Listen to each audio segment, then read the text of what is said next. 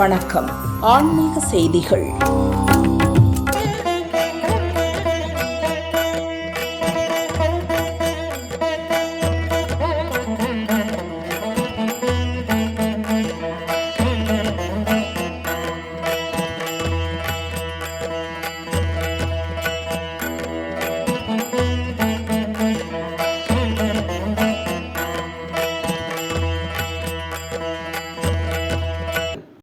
Madurai bypass road SBI colony பகுதியில் உள்ள ஸ்ரீ கற்பக விநாயகர் ஆலயம் பிரசித்தி பெற்றது. இக்கோவிலில் விநாயகர் சதுர்த்தி விழா கடந்த 22ஆம் தேதி கணபதி ஹோமத்துடன் துவங்கியது. விழாவை ஒட்டி மஞ்சள் அலங்காரம், விபூதி அலங்காரம், சந்தன அலங்காரம், பழ அலங்காரம், புஷ்ப அலங்காரம் என தினமும் ஒரு அலங்காரத்தில் விநாயகர் சுவாமி எழுந்தருளினார். கடந்த 26ஆம் தேதி மாலை லட்சார்ச்சனை முடிந்ததும் பிரசாதம் வழங்கப்பட்டது. விநாயகர் சதுர்த்தி விழாவை முன்னிட்டு நேற்று அதிகாலை 4 மணிக்கு மகா கணபதி ஹோமம் நடைபெற்றது. தொடர்ந்து சிறப்பு அபிஷேகம், அஷ்டதோத்திரம், அர்ச்சனைகள் நடைபெற்று முடிந்ததும் பக்தர்களுக்கு பிரசாதம் வழங்கப்பட்டது. மாலை 6 மணிக்கு கோவில் வளாகத்தில் சுவாமி புறப்பாடு நடைபெற்றது. திரளான பக்தர்கள் பங்கேற்று தரிசனம் செய்தனர். விழா ஏற்பாடுகளை ஸ்ரீ கற்பக விநாயகர் கோவில் டிரஸ்ட் நிர்வாகம் செய்திருந்தது.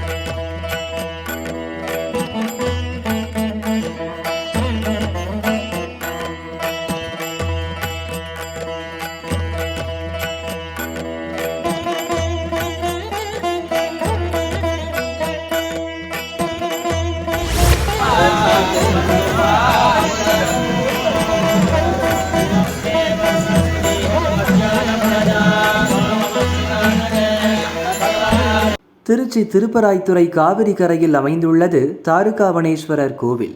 இறைவன் பிச்சாடனராய் சென்று தாருகாவனத்து முனிவர்களின் ஆணவத்தை அகற்றி அருள் புரிந்த திருத்தலமாகும்.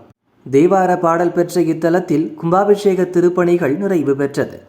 தொடர்ந்து கடந்த 24ஆம் தேதி விநாயகர் பூஜை, அனுஜை மற்றும் வாஸ்து சாந்தி பூஜைகள் நடைபெற்றது. விழாவை ஒட்டி புனித நீர் எடுத்து வரும் வைபவம் நடைபெற்றது. புனித காவிரி ஆற்றிலிருந்து சிறப்பு பூஜைகளுக்கு பிறகு யானையின் மீது ஊர் முக்கியஸ்தர்கள் மற்றும் பக்தர்கள் தங்களது தலையில் தீர்த்த குடங்களை சுமந்து கோவிலுக்கு வந்தனர்.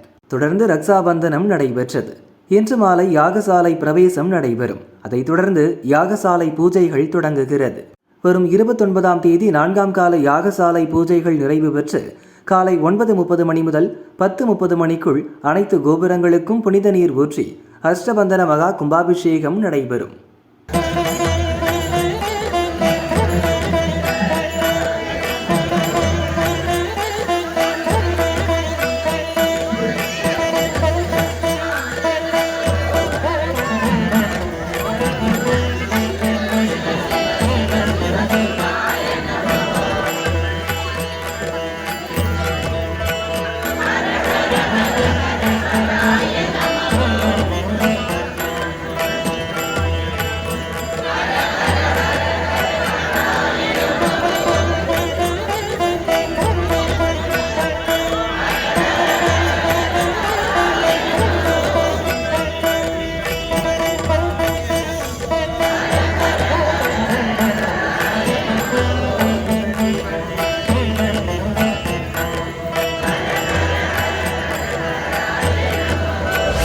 தஞ்சாவூரில் இந்து அறநிலையத்துறை மற்றும் அரண்மனை தேவஸ்தானத்திற்கு உட்பட்டு ரெங்கநாயகி சமேத ரெங்கநாதர் கோவில் கும்பாபிஷேக விழா கடந்த 26ஆம் தேதி விக்னேஸ்வர பூஜை கணபதி ஹோமத்துடன் தொடங்கியது. விழாவையொட்டி தினமும் யாகசாலை பூஜைகள் நடைபெற்றன. இன்று 4ஆம் கால யாகசாலை பூஜைகள் செய்து மங்கள வாத்தியங்கள் முழங்க கடம் புறப்பாடு நடைபெற்றது. சிவாச்சாரியார்கள் புனித நீரை எடுத்து சென்று கோவிலை வலம் வந்தனர். பின்னர் கோபுர கலசங்களுக்கு பூஜைகள் செய்து கோபுர கலசங்கள் மீது புனித நீரை ஊற்றி கும்பாபிஷேகம் நடைபெற்றது. தொடர்ந்து மகா தீபாராதனை காட்டப்பட்டது. விழாவில் ஏராளமான பக்தர்கள் கலந்து கொண்டு சுவாமி தரிசனம் செய்தனர்.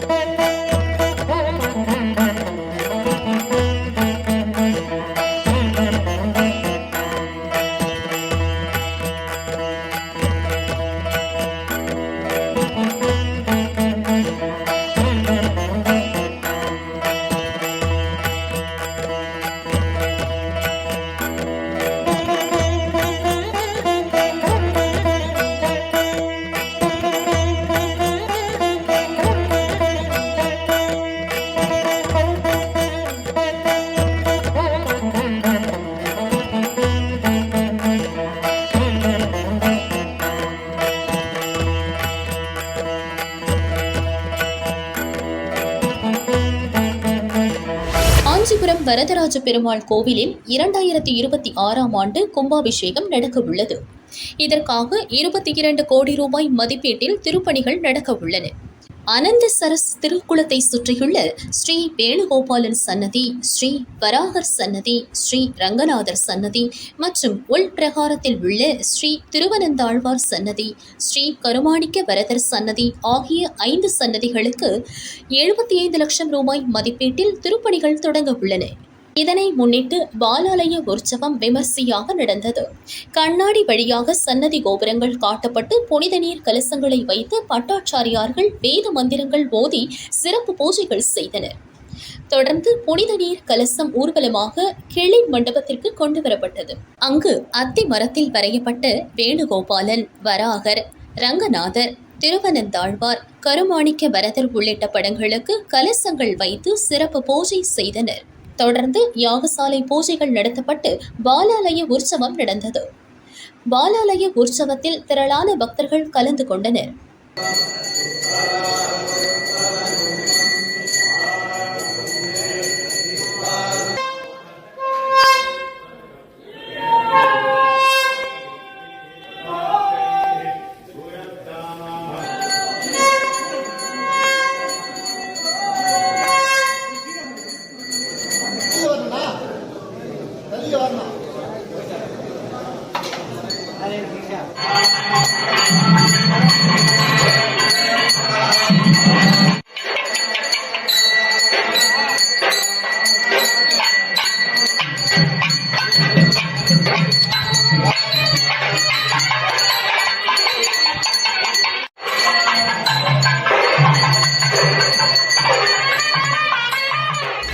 சேலம் மாவட்டம் ஆத்தூர் ராணிப்பேட்டை பகுதியில் செல்வ விநாயகர் கோவில் உள்ளது.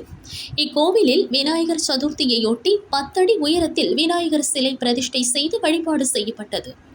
தொடர்ந்து ராணிப்பேட்டை நண்பர்கள் குழு சார்பில் 3000 பேருக்கு அன்னதானம் வழங்கும் நிகழ்ச்சி நடந்தது. பக்தர்களுக்கு அறுசுவை அன்னதானம் வழங்கப்பட்டது.